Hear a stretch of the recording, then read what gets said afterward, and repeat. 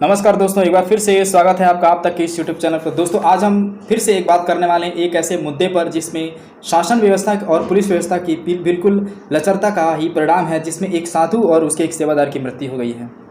वर्ष 2014 आपको याद होगा, जहां पर बीजेपी की सरकार ने पहली बार केंद्र में आकर प्रचंड बहुमत से विपक्षी पार्टियों को हरा करके केंद्र में अपनी सत्ता बनाई थी और देश के प्रत्येक नागरिकों को ये वादा किया था कि देश में हो रहे भ्रष्टाचार, बेरोजगारी और अनुशासन को दुरुस्त, तंदुरुस्त और सुदृढ़ बनाने का ये वादा किया था।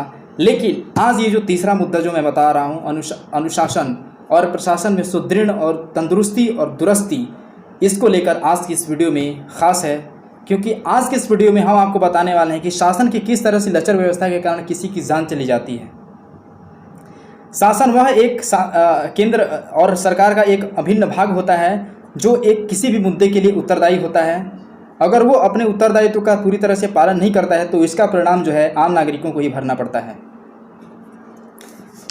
2014 के साथ एक और दिवस की शुरुआत हुई जिसे 25 दिसंबर बोलते हैं। 25 दिसंबर को हमारे देश में सुशासन दिवस मनाया जाता है। सुशासन दिवस मतलब शासन में रह रहे प्रत्येक लोगों के लिए अच्छे मार्ग को तय करना और अच्छी तरह से उसे चलाना सुशासन कहलाता है। सुशासन दिवस पूर्व प्रधानमंत्री अटल बिहारी के जन्म तिथि पर 25 दिसंबर को प्रतिवर्ष सुशासन दिवस मनाया जाता है। अटल बिहारी वाजपेयी एक संकल्पवादी व्यक्ति थे, सुदृढ़वादी व्यक्ति थे, इसीलिए उनके जन्म तिथि पर यह जो तारीख है सुशासन दिवस मनाई जाती है। उनकी कविताएं आपने सुनी होगी, पढ़ी होगी, जो बहुत फेमस है। मैं आपको 1 मिनट का समय लूँगा आपका, फिर हम बात करेंगे उस मुद्दे पर, नांदेड़ के जो घटना हुई है और पुलिस की जो लचर व्यवस्था वहाँ दिखती है उस पर बात करेंगे। अटल बिहारी वाजपेयी की जो कविताएं हैं काफ़ी फेमस हैं। मैं 2 लाइनें पढ़ता हूँ। बाधाएं आती हैं आए, घिरे प्रलय की घोर घटाएं, पाँव के नीचे अंगारे, सिर पर बरसे यदि ज्वालाएं, निज हाथों में हंसते हंसते आग लगाकर जलना होगा, कदम मिलाकर चलना होगा। हंस से कदम रुदर में, तुलनाओं में, अगर असंख्य बलिदानों में, उद्यानों में, वीरानों में, अपमानों में, सम्मानों में, उन्नत मस्तक, उभरा सीना, पीड़ाओं में पलना होगा, कदम मिलाकर चलना होगा। ये उस व्यक्ति की कविताएं हैं जो बिल्कुल सुदृढ़ संकल्प वाले पूर्व प्रधानमंत्री अटल बिहारी वाजपेयी की है, जिनके जन्मतिथि 25 दिसंबर पर सुशासन दिवस मनाया जाता है। आज मैं सुशासन की बातें इसलिए कर रहा हूँ कि सुशासन से लेकर के आजकल देश में बहुत सारे मुद्दे देखने को मिल रहे हैं। तारीख 19 अप्रैल पालघर की घटना आपको याद होगी, जिसमें 2 साधु और उनके एक ड्राइवर को पीट करके कुछ जनसंख्य समुदायों द्वारा मार दिया जाता है। इसमें पहले भी जिस जगह पर मारा जाता है उससे पहले भी एक घटना हो चुकी थी और वो भी संदेहात्मक थी, मतलब संदेह के आधार पर वो घटना थी। और जो पालघर की घटना घटी वो भी संदेह के आधार पर ही घटना थी। यहाँ पर पुलिस प्रशासन को पहले ही इत्तला की गई थी पालघर की घटना में भी कि यहाँ पर संदेह के आधार पर लोग रास्ते से जाने वाले व्यक्तियों की गाड़ी रोकते हैं और उसको लड़के चोरी के आधार पर और उन्हें पकड़ करके मार देते हैं। लेकिन वहाँ की पुलिस प्रशासन, पिछली वीडियो में मैंने अच्छी तरह से बताया है आपको कि जो चोरी का जो संदेह उन आरोप लगाकर उन्हें मारा गया था वो बिल्कुल तरीके से नहीं हो सकता। पिछली वीडियो में आप जाकर देख सकते हैं, अच्छी तरह से मैंने उसको डिटेलिंग में बताया हुआ है। कांसा थाना, वहाँ पालघर से कांसा थाना के अंतर्गत वो जो गाँव था वो आता है और कांसा थाना के अंतर्गत में पहले भी 1-2 घंटे पहले सूचित किया गया था कि यहाँ पर कुछ लोगों द्वारा साधुओं के ऊपर मारा जा रहा है भीड़ द्वारा। लेकिन वहाँ की पुलिस प्रशासन व्यवस्था ने उतना दुरुस्ती नहीं दिखाई और इसका परिणाम ये निकला कि 2 साधु और एक व्यक्ति को, ड्राइवर जो थे उनके, मार दिया गया।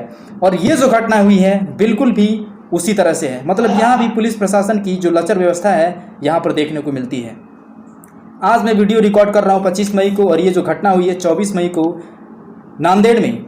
एक साधु जिनका नाम बाल ब्रह्मचारी शिवाचार्य और उनके सेवादार भगवान शिंदे, रात 12:30 बजे, 12 से 12:30 बजे के बाद उनके मिर्चा छिड़क करके उनको गला रेत दिया जाता है और सेवादार की भी लाश निकलती है। मैं ये सारी बातें आज इसलिए बता रहा हूँ क्योंकि यहाँ पे जो पुलिस प्रशासन की जो लचर व्यवस्था है वो मैं आपको बताने वाला हूँ। सबसे पहले आप उस वीडियो को सुनिए। आप मेरी विश्वास नहीं कर सकते क्योंकि कानून सबूत मांगता है। तो आप भी अगर आप उस वीडियो को देखेंगे, जब वहाँ के सांसद, नांदेड़ के अगर सांसद ये कहेंगे कि गांव वालों ने पहले ही ये सूचना दी थी पुलिस वाले को कि आप जो है ना, जो भी साधु हैं, बाल ब्रह्मचारी शिवाचार्य, इनको जान की खतरे का ऐसा बन रहा है मामला कि इनके ऊपर हमला हो सकता है, ऐसा उन्होंने पहले ही सूचना दे चुके थे।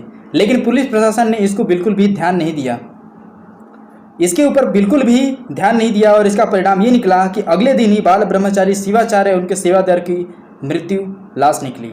आप ये सबसे पहले वीडियो देखिए, फिर हम बात करते हैं। उन्होंने बड़ा दावा किया। प्रताप पाटिल ने कहा है कि कुछ दिनों पहले गांव वालों ने पुलिस को बताया था कि महाराज को खतरा है, लेकिन कार्रवाई नहीं की गई। ये एक बहुत बड़ी खबर निकलकर सामने आ रही है। कुछ दिन पहले गांव वालों ने पुलिस को ये लेटर भी दिया था कि आरोपी से महाराज को धोखा है। पुलिस ने इसमें कुछ ध्यान नहीं दिया। वो पुलिस अधिकारी पे एक्शन होना चाहिए। आपने जिनकी बातें सुनी वो थे नांदेड़ के सांसद प्रताप पाटिल चिखलीकर। इन्होंने ये कहा कि गांव वालों ने पहले ही सूचना दी थी पुलिस प्रशासन को कि जो मंदिर में जो भी साधु हैं, बाल ब्रह्मचारी शिवाचार्य, उनके सेवादार, उनके ऊपर कोई खतरा मंडरा रहा है या ऐसी आशंका है कि उन्हें जान से मारने की ऐसी साजिश बनाई जा रही है। लेकिन पुलिस प्रशासन ने उनको बिल्कुल भी ध्यान नहीं दिया। ये खुद कहते हैं प्रताप पाटिल चिखलीकर, जो कि नांदेड़ के सांसद हैं। गांव वालों ने पहले ही सूचना दी थी। अब आप दोनों घटनाओं में ज़्यादा अंतर है, क्योंकि पालघर की घटना मॉब लिंचिंग की थी और यहाँ पर मॉब लिंचिंग का मामला नहीं है, मतलब यहाँ पर भीड़ द्वारा नहीं मारी गई है। जबकि पालघर में भीड़ द्वारा जो घटना हुई थी, 2 साधु और एक ड्राइवर को वो मारा गया था। दोनों में आप एक कॉमन चीज़ देखेंगे कि पुलिस प्रशासन को सबसे पहले ये सूचना दी भी जाती है, लेकिन वो पूरी तरह से सचेत नहीं होता है, तंदुरुस्त नहीं होता है, इस बात को बिल्कुल भी प्राथमिकता नहीं देता है कि वो एक आम जन नागरिक का संरक्षक है, सेवक है।